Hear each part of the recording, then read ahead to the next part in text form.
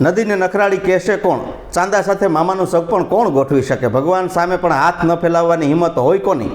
મસ્જિદમાં બેસીને દારૂ પીવાની વાત કોણ કરી શકે? ઇન્દ્રના આસનને ડોલાવી દેવાની ધમકી આપવાની ગુસ્તાખી કરવાની હિંમત કોનામાં હોય? સાગરનો ક્યારો કરી શકે અને પૃથ્વીને માટીનો પિંડો બનાવીને ચાકડે ચડાવી શકે, કીડી વડે હાથીને હરાવી શકે અને શિયાળિયાને ચતુરાઈ આપી શકે, પોપટને તળાવની પાડે અને આંબાની ડાળે બેહીને ટવકા કરાવી શકે, સાવજને મધમાખી કરડાવવા લઈ જાય કોણ? કાગડાને કાળો પાડી નાખે અને આગને દજાડી દે, પાણીને ભીંજવી નાખે. આ બધું કરવાની ક્ષમતા સર્જકોમાં હોય છે, કવિઓમાં હોય છે. અને રાજાઓને ભર સભામાં મોઢે મોઢ સંભળાવી દેનારા, સત્તાના સિંહાસન પર બેઠેલા નેતાઓને કાન આંબળીને કહી દેનારા, સત્યના વાઘામાં વીંટાળેલા અસત્યને પણ સમાજ સમક્ષ ખુલ્લા પાડનારા, જીવતા રહીને મરી શકે, મરીને જીવતા રહી શકે, મૌનને બોલતું કરી દેનારા અને શબ્દોને સહારે કાયરને પણ ભળ બનાવીને મેદાનમાં ઉતારી દે, કાન કે આંખથી અંદર ઉતરીને હૃદયને હચમચાવી દેનારા, ઘડીભર માટે આંખોનો દરિયો બનાવી દે અને હજારો ગમને પણ ગમતીલા કરી આપનારા, દર્દને પણ પોષણ આપીને પાડી શકે અને ફકીરીમાં જીવીને પોતે શબ્દોની અમૂલ્ય ભેટ છે એ આપણી સમક્ષ ધરી જનારા, સમાજ પર આ લોકોનું કંઈ ઓછું ઋણ થોડું છે. વેદની રૂચાઓ હોય, ગીતાના શ્લોકો હોય, કુરાનની આયાતો, રામાયણની ચોપાઓ, કબીરના દુઆઓ, અખાના છપાઓ, ભોજા ભગતના ચાબખાઓ, બાણભટ્ટની આખ્યાનો, ગાલિબની ગઝલો હોય, રમણભાઈના જોડકણા હોય, નરસિંહ મહેતાના પદો, દયારામની ગરબી, ગંગા સતીના ભજનો કે પછી આપણા ગીતો, લોકગીતો અને ફિલ્મી ગીતો હોય.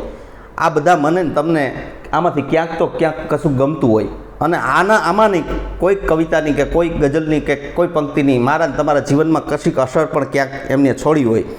ક્યારેક પ્રેમીઓએ આ ગઝલ છે એનો મહરમ બનાવ્યો હોય, ક્યારેક છે આપણે ક્યાંક બે જોડકણા પણ બોલ્યા હોય, ક્યાંક દુઃખ છે એને આપણે દફનાવવા માટે બે ભજનની માટી પણ એમની ઉપર વાળી હોય.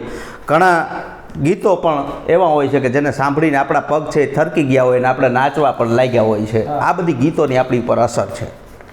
ક્યાંક કોઈકે સિંધુડો પણ ગાયો હશે, પ્રભુને પામવા કોઈકે પ્રાર્થનારૂપી કવિતાઓ પણ ગણગણી હશે. સમાજ પર કવિતા અને સર્જકોને અસર પણ હોય જ, પણ દુર્ભાગ્ય આપણા એ છે કે આપણે સર્જકોને જોઈએ એટલી કદર કરી શક્યા નથી. સામાન્યતઃ રીતે મારીને તમારી કાલીગેલી ભાષા બોલવાની શરૂઆત જ છે હાથીભાઈ તો જાડા એવા જોડકણાથી થઈ હોય છે અને યુવાનીમાં ક્યાંક શેરો શાયરી ઠપકારી હોય, ક્યાંક પછી બુઢાપા વખતે કરમનો સંગાથી રાણા મારો કોઈ નથી એવું ભજન પણ આપણે સાંભળ્યું હોય અને આપણી વિદાય પછી પણ સંસ્કૃતના શ્લોકો રૂપી કવિતાઓ છે એ ગળહું ભરવામાં ક્યાંક કામ આવી હોય છે. એવી આ કવિતાઓ છે એ મારા અને તમારા જીવનમાં ક્યાંક ને ક્યાંક તો ક્યાંક આપણને કામ આવી હોય, ક્યાંક અસર છોડી ગયા હોય. વાહ માસ્ટર સાહેબ, વાહ.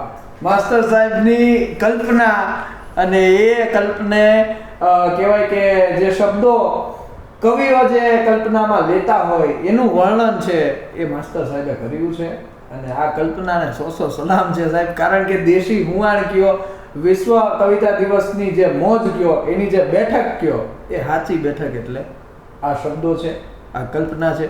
Thank you so much sir top FM પર આવવા માટે અને બેઠકનો ભાગ બનવા માટે. ખૂબ ખૂબ ધન્યવાદ ટોપ એફએમ અને કવિતા દિવસની સૌને શુભકામનાઓ.